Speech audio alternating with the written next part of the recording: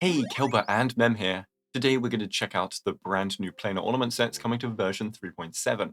We have a long-awaited skill point-based set and a pretty powerful memosprite support set. Yes, memosprites again, sorry. As always, we will check them out, how they work in-game using the CE server, and evaluate who they work best on. Like and sub for more of these videos, and let's begin. Let's begin with the Tengoku Livestream set, our first non-Amphoreus based planar set in a while. We'll first get a 16% crit damage buff, just like the now very usable Banana Amusement Park set, as well as the never ever used Celestial Differentiator one. The next bonus is a 32% crit damage buff for 3 turns if 3 or more SP is consumed in the same turn. Yes, it may not be relics like we were praying for, but we have finally got an SP-based equipment bonus. So, the way this works is you need to consume 3 SP in a turn, duh, but that means it's limited to only 3 characters in the game right now. Well, technically 5, I think, with Buto and Zila, maybe I missed one, but it's incredibly sus, and I'm just noting it here because it's fun to note them down. Don't actually build it on these two. Anyways, thanks to the 3 turn duration of this buff, once it's up and running from your first turn, you shouldn't really be losing it. So, Archer will get the buff on his second skill, Arrow. Xingxue gets the buff after 3 tile refreshes, but she might not always have to consume 3 skills to get her hidden hand state, which means no buff. This also means that the first turn Big Bomber probably won't have the crit damage. However, again, we have that 3 turn duration, so it's unlikely that you lose it once activated. And Dill doesn't instantly consume SP when using his skill, but he does yoink it when casting his enhanced basic attack, which can stack up to 3 times. And again, the buff comes into play before the damage is dealt, so you get the effect instantly. And even if he uses his special SP replacement, the Squama Sacrosanta, Merry Christmas to those that celebrate it, it still activates the crit damage bonus. Anyways, this buff is our biggest crit value buff in the game among Planars outside of Celestial Differentiator, but that's fake. The only two to compare are Sigonia, a pure fiction only planar, and the Banana Amusement Park planar. Archer, Dill, and Xingxue didn't really have a planar effect made for them before, as a lot of them give buffs to abilities they don't use or that have little impact. So, Tengoku is an upgrade for all 3. Now, if the new Dan didn't just release for free, this would have been like, wow, new SP-based set, but all 3 of these DPS use Danheng PT as their best in-slot sustain, and so they can just use the banana set instead with the exact same effect. If you don't want to use Dan or eventually plan to replace him, then Tengoku is there at least. Either way, when farming for either of these DPS planars, you have a choice between one of the best support planars in the game, Blue Shaka, or the new but strong Remembrance support log planar set that we'll see in just a bit.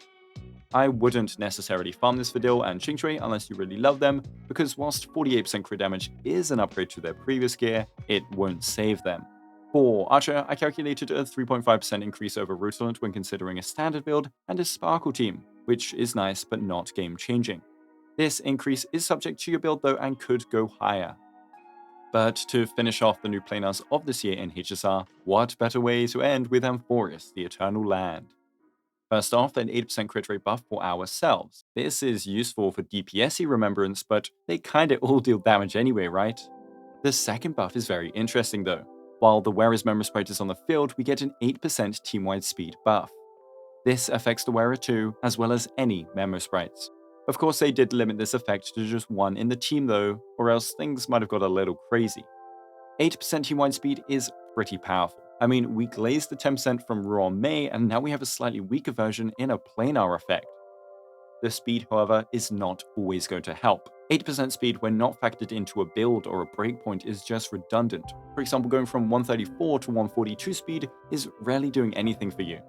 And if you want to make it useful, you're probably aiming for an important breakpoint like 134, and in that case you need to build around it by dropping speed subs. But if you remove your Remembrance support in the future, then you'd have to go back to the old build. Another problem is that in case of very close speed shooting with a DPS and a Sunday or Bronya, if your advancer unit has a higher base speed than said DPS, then this planar can actually mess up your turn order. And a final problem is that the speed buff is based on the memosprite being on the field. Not all memosprites are available at the start of a fight, which means your first rotation will not have that speed buff until the sprite is summoned. So be careful if planning around this speed. But it can definitely help in case of poor gear quality, but also there are 2 Remembrance characters that scale on excess speed anyway. Cyrene and Hyacinth pass their speed thresholds get stronger with extra speed, and so even if it doesn't amount to something like a breakpoint, it'll still buff their kit very slightly. With some crazy goals out there like Hyacinth's 200, Cyrene's 100 to 200 goal. This planar can be a very important part of your team builds, and I can see it help even outside of these two. You can put this on Cyrene in any of her many Crystal Air teams, but her memosprite takes a long time to come up, so you won't make use of the speed until, for example, Wave 2. So realistically, it's on RMC instead, who is more universal. And if not choosing either of them, we of course have our friendly Sustain Hyacinth, who can also adopt this planar even if she won't use the crit rate. Just be careful of Little Ika eating your high speed pieces.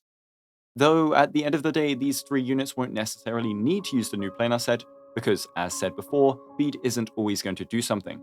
But more importantly, there are other strong sets that you might need in certain setups, like Vonwhack on Cyrene if you can't hit 200 speed with this new Amphoreus planar set, to keep that in mind too. I have more on her in my guide that's out right now, by the way. Anyways, a bit of a short video because they're not too crazy or complex, but I wish you guys luck in the mines. Let me know below if you're farming, and thanks for watching. Thanks to my amazing YouTube members, and have a Guoba day.